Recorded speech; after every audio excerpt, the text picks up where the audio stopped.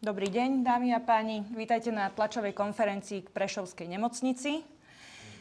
Ide o veľkú investíciu a nemocnicu potrebujeme, preto môjim cieľom nie je len kopať, aby som kopala, aby bol rozruch, ale pozrieť sa hlbšie, či je nemocnica postaviteľná, či sa to dá stihnúť včas a či tam nečíhajú nejaké skutočné problémy, lebo nie. Včas odhalený nekvalitný betón naozaj nie je najvážnejší problém a v podstate je to bežná vec, ktorá sa na stavbách deje. Ale iné dôležité otázky tu máme, ktoré nikto nekladie. Dokončí sa nemocnica? Dokončí sa včas? Bolo správne zadanie? Majú všetky povolenia, stavebné povolenie, EÚ? Inými slovami, záleží mi na tom, aby bola stavba dokončiteľná a dokončená a či na tejto ceste neexistujú skutočné prekážky, lebo inak by to bola obrovská investícia, ktorá by bola zmarená. Preto som ministra Kaliňáka poprosila o možnosť kontrolovať materiály k nemocnici kompletne a o výsledku vás teraz budem informovať spolu s Jurajom Nevoľníkom, ktorý šéfoval celému procesu výstavby jedinej od 80. rokov skutočne postavenej takto veľkej nemocnice na Slovensku, a teda Borom. Naozaj na Slovensku je len pár jednotiek ľudí, ktorí sa v tom celom procese, výstavbe, povoľovaniach, komplikáciách vyznajú, ktorí to zažili, ktorí majú čo do toho povedať. A aj preto je tá diskusia k takto dôležitej veci taká plitká a nepýtame sa tie správne otázky. Juraj má už dnes 1,5 roka svoju firmu, ktorá sa teda venuje investíciám, nejako nesúvisí s výstavbou nemocníc a preto nie je v žiadnom konflikte záujmov, ale skúsenosti zostali.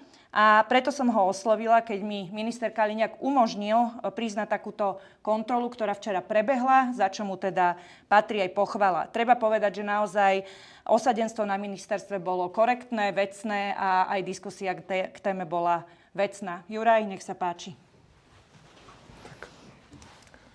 Ďakujem pekne, Janka. Ďakujem za úvod. Rovno sa ospravedlňujem teda, že táto tlačová konferencia bude možno trošičku dlhšia. Ale tak hovorí sa v spoločnosti často, že treba počúvať odborníkov a odborné diskusie sa niekedy ťažko zhrňajú do veľmi krátkej pointy. Takže ďakujem, Janka ma uviedla. Disclaimer teda na úvod. Moje meno je Juraj Nevoľník. Stal som teda s mojím širokým tímom, ktorý bol teda podľa mňa najkvalitnejšia skupinka stavebníctva, ktorá sa zišla v daných rokoch. Tak sme pripravovali teda projekt nemocnice novej generácie v Bori v spoločnosti Penta Real Estate toho času. Ako Janka povedala, v súčasnosti teda nepracujem ani tam, ani pre štát, venujem sa úplne inej činnosti, takže už sa tu vyjadrujem len ako, nazvem to, radový občan a akcionár tohto štátu v prvom rade. Takže na úvod, aký bol náročný proces výstavby nemocnice, lebo ono to nie je celkom tak, ako že idem si kúpiť jednu nemocnicu ako jogurt do potravín, takže ja som začal šefovať príprave nemocnice, odkedy bol projekt prevedený z Banskej Bystrice alebo z Volena, teraz nie som istý v ktorom katastrálnom území, do Bratislavy. Písal sa nejaký rok 2017 alebo 2018, kedy sme začali ten proces pripravovať. Pardon, ešte skôr, 2016 zrejme. Mali sme veľkú výhodu, pretože to územie už bolo pripravené na výstavbu. Napríklad bola urobená veľká EA pre celé územie Borov. Zároveň sme vedeli využiť kapacitu parkovacieho domu, ktorý tam bol postavený, alebo veľké garáže kvôli obchodnému centru. Teda sme nepotrebovali tráviť toľko času kopaním v podzemí. Takisto, ako som spomínal, som mal k dispozícii veľmi, veľmi dobrý tím, interný, externý, ktorý sa podľa mňa veľmi dlhej dobe na žiadnej stavbe na Slovensku nepodarí postaviť.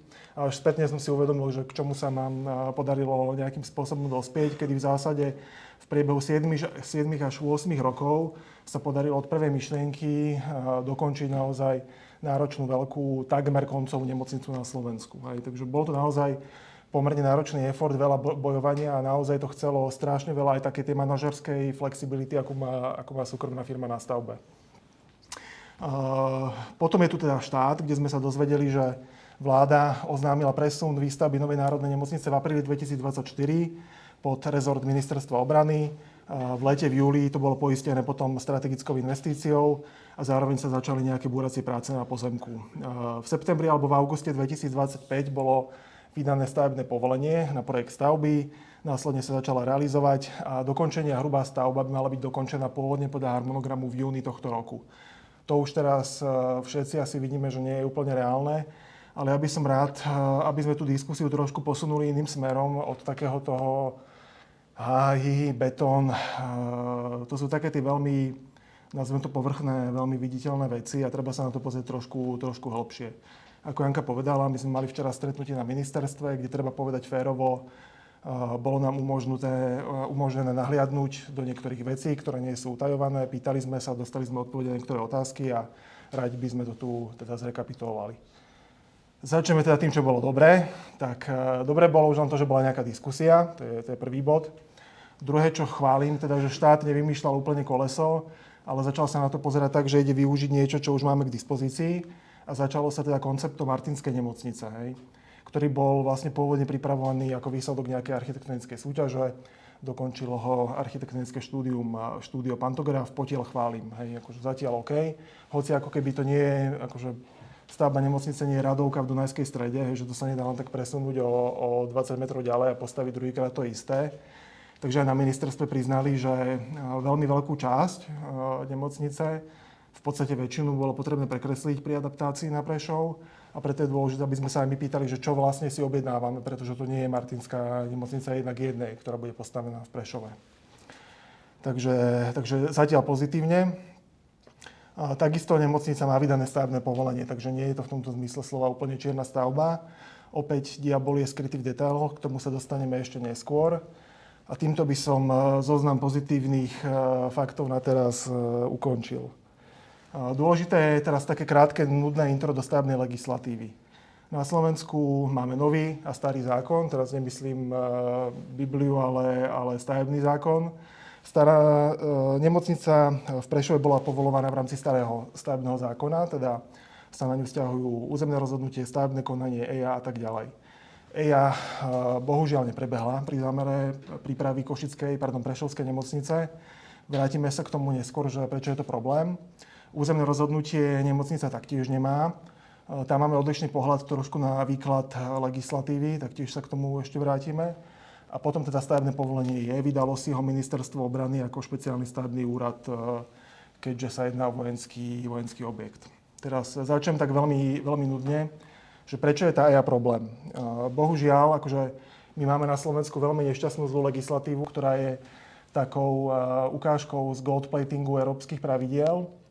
Bohužiaľ, táto legislatíva platí a je platná aj pre štát. A štát miesto toho, aby tú legislatívu, ktorá je nešťastná a brzdí rôzne konania, zrušil, tak sa vydal cestou toho, že v tejto časti odignoroval tú legislatívu. Zákon o posudzovaní vplyvov totiž hovorí veľmi jednoznačne, že výnimku z posudzovania vplyvov na životné prostredie má len taká stavba, ktorá je určená výlučne na obranu. Výlučne, to je dôležité poznamenať, to je v tom zákone explicitne napísané. Takže všetci sa zhodneme, že tá stavba bude slúžiť primárne v časoch mieru a stavia sa nie len na prípadný vojnový konflikt. Hoci je tam ministerstvo argumentovalo tým, že máme krízu u susedov, tak aspoň som rád, že tam sa zhodneme. Takže nemocnica teda nie je určená výlučne na obranu. Budú tam ľudia v bielých plášťoch, nemaskáčoch druhú väčšinu času. Takže stavba by mala prejsť posudzovaním vplyvu na životné prostredie. Inak nie je proces povoľovania stavby podľa môjho názoru úplne kompletný. Niekto by to mohol napadnúť a tým pádom by sme mohli skončiť scenárom teoreticky druhej rásochy, že bude mať rozostávanú veľkú stavbu, ktorá nemá všetky potrebné papiere a povolenia ľudovo, aby sme ju mohli skolaudovať. Dobre, zatiaľ neviem, či zrozumiteľne, ale budem teda pokračovať ďalej. A druhý problém je, čo sa teda vlastne stavia. Ja sa tiež občas hnevám na charakter diskusie, ktorý sa vedie. Je dôležitá diskusia samozrejme aj s odborármi, ale keď budeme chcieť stavať nové letisko, tak sa nebudeme v prvom rade pýtať leteckých odborov, aký majú názor na kapacity letiska. To je samozrejme relevantný názor, ktorý môžeme zobrať do úvahy, ale dôležité v prvom rade sa pozerať na veci trošku zhora. Opäť, ako som povedal, diskusia sa občas vedie v tom zmysle, že čím viac lôžok, tým lepšia nemocnica. Ako keby sme si auta kupovali podľa toho, že ktoré má viacej sedačiek. Takže tu by som poprosil tiež sa trošku zamyslieť nad tým, že či všetci vieme, čo je v tejto chvíli to, čo tento štát potrebuje. Že či je to naozaj čo najviac lôžok, možno áno, neviem, nevidel som tie medicínske dáta, hoci bolo nám prisľúbené, že to medicínske zadanie teda zašleme, niektoré dáta sme už aj obdržali, takže k tomu sa potom vyjadríme niekedy neskôr v čase. Takže diskusia o stĺpoch je len taká špička ľadovca toho, na čo sa všetko treba pozerať. Treba si uvedomiť, že sa tu bavíme dokopy o investíciách v rozmedzi možno 2 až 3 miliárd, keď sa pozrieme na všetky nemocnice, ktoré sú v súbehu, čo je možno 10% slovenského rozpočtu. Takže treba to samozrejme vnímať aj v tomto kontexte. Takže podobný projekt ako nemocnica je niečo, čo má naozaj niekoľko 100 až 1000 stránkové zadanie. Je dôležité, aby sme sa s tým do tej miery, do akej je možné, verejnosť oboznámili. To, čo je utajované, je samozrejme utajované, ale nikto nečakáme, že zisky sa niekedy stane guľometné hniezdo v procese. Takže je potrebné aj toto vnímať, že nie celá nemocnica musí byť nevyhnutne utajená. No a plus teda s Jankou sme navrhovali, že teda treba sa začať venovať téme legislatívy a tomu posúdeniu vplyvu na životné prostredie a územnému rozhodnutiu, ktoré nemocnica k dnešnému dňu nemá, tak aby nebolo ohrozené čerpanie prostriedkov pre dokončenie tej nemocnice a teda aj úspešné liečenie pacientov. Takže toľko za mňa na úvod. Ďakujem veľmi pekne. Ako vidíte, Juraj podrobne zhrnul to, ako to odborník, ktorý má tú skúsenosť a postavil už nemocnicu podobného rozsahu, ako to vidí, aké tam vidí rizika. Ja to zhrniem na záver, k otázkam z úvodu teda, hej. Nemocnica sa postaviť dá, ale sú veľké rizika v procese, ak sa nedotiahne EIA a ostatné veci, o ktorých Juraj hovoril, pretože ak sa ministerstvo obrany, ktorému rozumieme, že sa na to pozerá z pohľadu vojenského, je tam argument, že že bola teda stavba zarataná do 2% výdavkov na obranu, že to na to zarátalo a preto to vnímajú ako jednoducho kompletne stavbu vojenskú, avšak keď sa na to pozriete z pohľadu životného prostredia, nie je absolútne žiadny dôvod, ako Juraj hovoril, ihriska sa nezmení na guľometné hniezdo a preto neexistuje žiadny legitímny dôvod z pohľadu životného prostredia, aby EIA neprebehla a neexistuje z tohto pohľadu ani dôvod myslieť si, že je to jednoznačne stavba určená na obranu, nakoľko väčšinu času tam budú civilisti. Takže dá sa to dokončiť, ale treba týmto rizikám predísť. Na to, aby sa dalo predísť, my rozumieme tomu šprintu, o ktorej sa ministerstvo snaží, jednak samozrejme z dôvodov volieb, čo je pochopiteľné politicky, ale hlavne kvôli využitiu peňazí z plánu obnovy. Na Prešovskú nemocnicu je použitých 195 miliónov, ktoré neboli využité na rásochy, pretože tie sa nakoniec nestavali. Tieto peniaze zostanú visieť vo vzduchu a keď ich nevyužijeme, prepadnú. Preto sa pokúša ministerstvo obrany tak rýchlo postaviť nemocnicu. Avšak, ak to urobíme zle, tak nakoniec tu budeme mať ďalšiu čiernu stavbu, vynaložený nie len týchto 195 miliónov, ale celá stavba stojí okolo 800. 750 až 800 miliónov bude stať, čiže ešte aj peniaze zo štátneho rozpočtu, ktoré pôjdu doslova hore komínom. A preto sa snažíme strážiť to a upozorňovať na procesné problémy, ktoré môžu nastať. Čiže súčasťou riešení musí byť aj skrátenie EIA procesu. To nepomôže len Prešovskej nemocnici a nemocniciam všeobecne, ale všetkým v tomto štáte. My máme extrémne zdĺhavý ten proces. Samotní účastníci včerajšej kontroly poznamenali, že keby tam mali začať robiť EIU, tak to nepostavia nikdy alebo najskôr o 5 rokov. Toto je to, čomu čelí každý investor v Slovenskej republike, každý staviteľ, aj keď si stavate jednoduchšiu stavbu, tak jednoducho tie procesy sú zdĺhavé. Čiže treba zmeniť tieto veci, potom sa stavba dá postaviť, ale termíny sa stihnúť nedajú nejako. Už teraz, keď je to v takomto štádiu, treba tam o tom rokovať. Zadanie nám teda poslali včera večer, pozrieme sa na neho, budeme informovať, pokiaľ tam zistíme nejaké nezrovnalosti. Stavebné povolenie majú a majú ho v poriadku. EIU nemajú, podľa nich to problém nie je, podľa nás je to veľký problém a preto naozaj apelujeme na bezpečný postup, ktorý v sebe teda zahŕňa aj skrátenie povoľovania a následne dorobenie EIA. Ďakujem veľmi pekne za pozornosť.